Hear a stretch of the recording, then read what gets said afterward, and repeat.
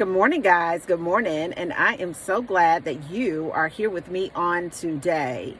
Well, on this Wisdom Wednesday, I just wanted to reach out and say to you that your enemy will attack at your weakest moments. And I don't know who I'm talking to today, but I don't know if you remember the saying that says, when it rains, it pours. It's actually raining here today. It was snow a few days ago. Now it's raining. I'm like, can we get just a little sun? And that's how it is sometimes in life. It's like you have a storm cell of spiritual warfare attacking you, and it makes you feel bad. And then you're weak at that moment. And then at that moment, it's like the enemy just keeps shooting all kind of airstrikes to you. And I just wanted to reach out today on this Wisdom Wednesday to let you know that it's something magical spiritually that happens when you fast and when you pray and when you meditate. It's almost like baking a cake. You know, if you leave out one ingredient, you're not going to get your cake to rise to its highest potential. If it's not enough flour or baking soda, if you don't shift the flour a certain kind of way, and your eggs or whatever that mix calls for, if one thing is missing, you never reach the cake its highest potential. Well, it's the same thing spiritually. When we don't use every element that our Father has left us in the form of prayer, meditation, and fasting, sometimes we don't rise to higher levels. It's even been scriptures that talked about how disciples at one point was trying to cast a demon out of this boy, and they couldn't do it.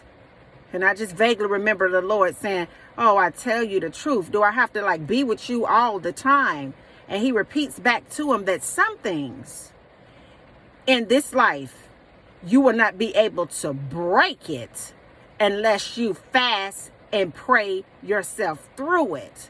It's something that happens to your flesh and your mind when you put some fasting and prayer into your situation and you center that thought on meditation. All the demons in hell began to tremble. Satan and his fan club get confused. Their little minions with their little opinions get lost up in the flow of Jesus Christ when you fast and you pray.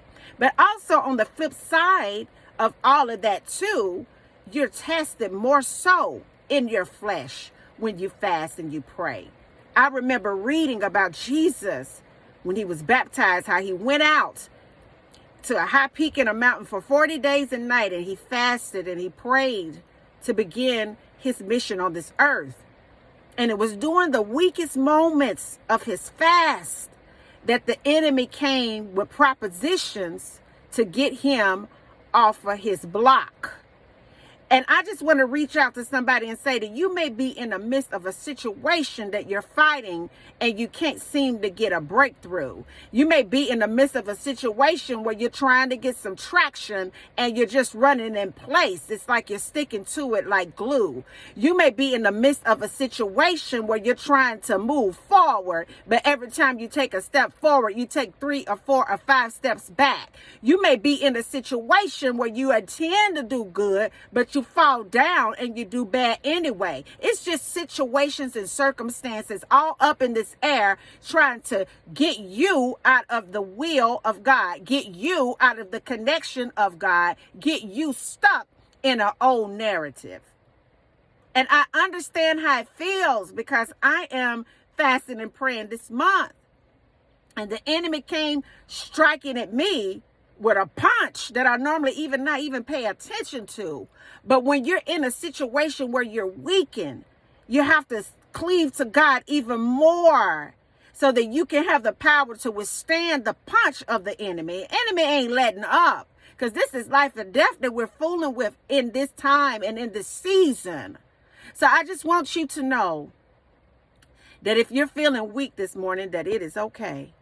I want you to know that if you're trying to do something like pray more, or fast more, or meditate more, and you're getting all kind of hell breaking loose in the backdrop of your experience, know that you're right on time. You're right on schedule.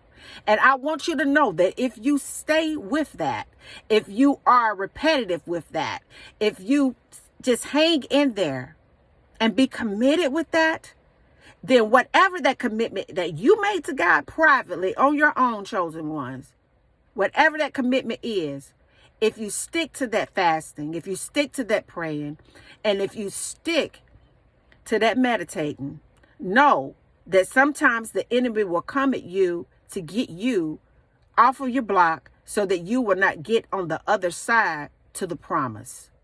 And until the next video, guys, peace, because I sure enough believe in you. Bye now.